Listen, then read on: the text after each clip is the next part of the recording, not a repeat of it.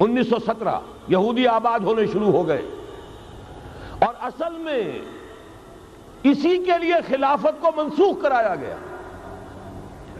سلطان عبد الحمید، اگرچہ یہ ترکی خلافت جو ہے مرد بیمار کمزور، پھر بھی وہ مسلمانوں والا جذبہ اتنا تھا، انہیں بڑی سے بڑی رشوت پیش کی گئی تھی۔ ظاہر بات ہے یہودیوں سے بڑھ کر رشوت دینے والا کون ہو سکتا، جن کے ہاں ایسے بینکر ہوں جو 40 بلین ڈالر کا ایک چیک لکھ سکیں۔ پھر یہ کہ ان پر سیاسی دباؤ بہت ڈالا گیا۔ انہوں نے جب تک خلافت عثمانیہ برقرار رہی، یہودیوں کو فلسطین میں آباد ہونے کی اجازت نہیں دی، کہ جو معاہدہ کیا تھا حضرت عمر نے رضی اللہ تعالی عنہ، خلیفہ ثانی نے، خلیفہ راشد نے، ہم اس کے پابند ہیں، اور ہم یہاں یہودیوں کو آباد ہونے کی اجازت نہیں دیں۔ لہذا انہوں نے اس خلافت ہی کا بستر طے کرایا، اس لیے کہ نہ رہے بانس نہ بجے بانسری، نہ مسلمانوں کی وحدت ملی کی کوئی علامت دنیا میں باقی رہے، اور نہ مسلمان کسی مسئلے پر جمع ہو کر کوئی موقف اختیار کر سکے۔ اعلان بلفور کے نتیجے میں آباد کاری شروع ہوئی۔ 1948 میں اسرائیل قائم ہو گیا، معجزہ ہو گیا۔ 1967 میں اس کی توسیع ہو گئی۔ اس میں ایک بات اور بھی عرض کر دوں، یہ سارا کس طور سے ہوا ہے کام؟ آپ نے زائنزم کا نام تو سنا ہے، صہیونی تحریک۔ خود اس کا جو بابا آدم تھا، آرڈر آف الومیناٹی، 1776 یکم مئی یہ نظام قائم کیا وائساپ نے، اور اس نظام کے تحت فری میسنری اور lodges of the great Orient قائم کیے گئے۔ یہ سارا ہتھ کنڈا وہ ابلیسی نظام، اس کی تفصیل ایک کینیڈین آتھر نے لکھی ہے کتاب میں، پاونز ان دی گیم۔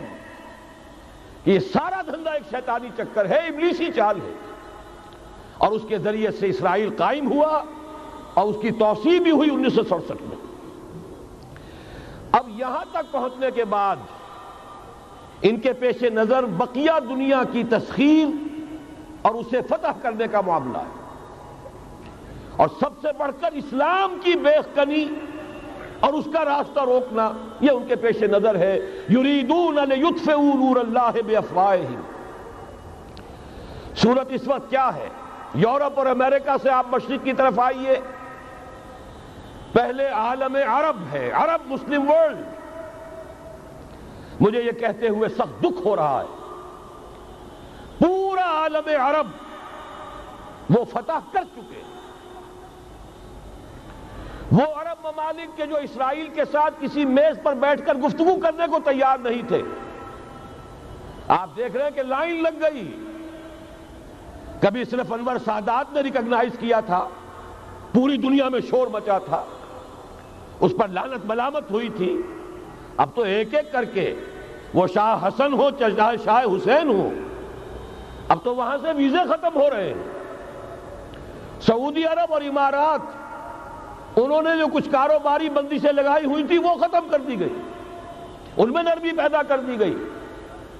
یہ صورتحال ہے کہ واقعتاً ان کی جو عالمی تسخیر کا پروگرام ہے وہ آگے بڑھ رہا ہے، اور بدقسمتی سے امت مسلمہ کا جو قلب ہے، اس امت کا قلب امیین پر مشتمل ہے۔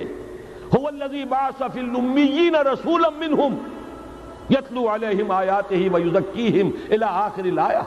حضور بھی امی تھے، انہی میں سے تھے صلی اللہ علیہ وسلم۔ لیکن آج وہ قلب جو ہے عالم اسلام کا، وہ یہودیوں کے شکنجے میں کسا جا چکا ہے۔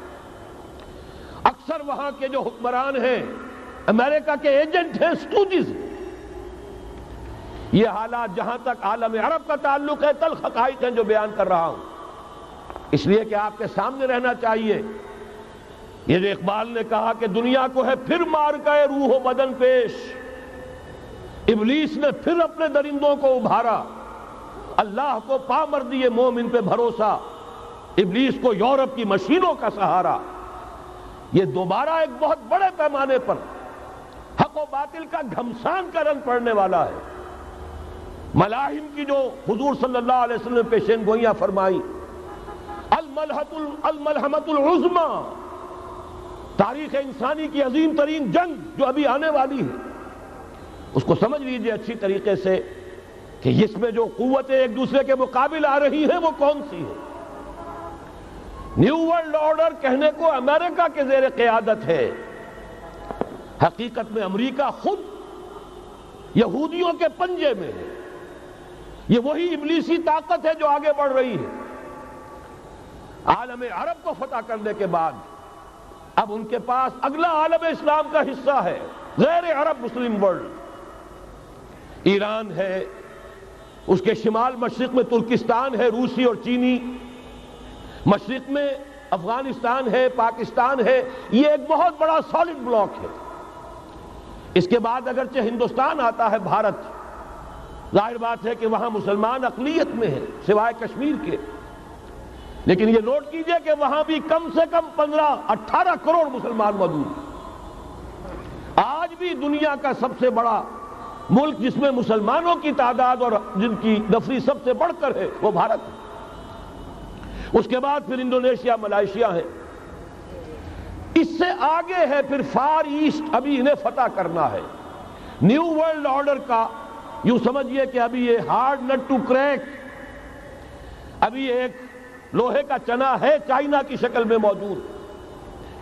اور مجھے یاد آ رہا ہے ڈی گال کے الفاظ بہت سے لوگوں نے سنے ہوں گے، اس نے کہا تھا کہ ہم نے خام خواہ روس کو اپنا دشمن بنا لیا ہے، وہ تو ہمارا بھائی ہے، وائٹ ریسس، وہ تو بنیادی طور پر یورپین قوم ہے۔ Beware of the yellow masses of the East, تمہیں گھبرانا چاہیے، تمہیں خبر لینی چاہیے، وہ مشرق بعید کے جو زرد رو لوگ ہیں، China, Indochina, Japan, yellow races. ابھی اس نیو ورلڈ آرڈر کے لیے جو فتح عالم اور تسخیر عالم کا پروگرام ہے، اس میں پہلے غیر عرب مسلمان دنیا اور پھر یہ فار ایسٹ کا خاص طور پر یلو ماسز، یہ ہے کہ جنہیں ابھی انہیں ٹیکل کرنا ہے۔ اور اسی لیے میں عرض کرنا چاہتا ہوں، حقائق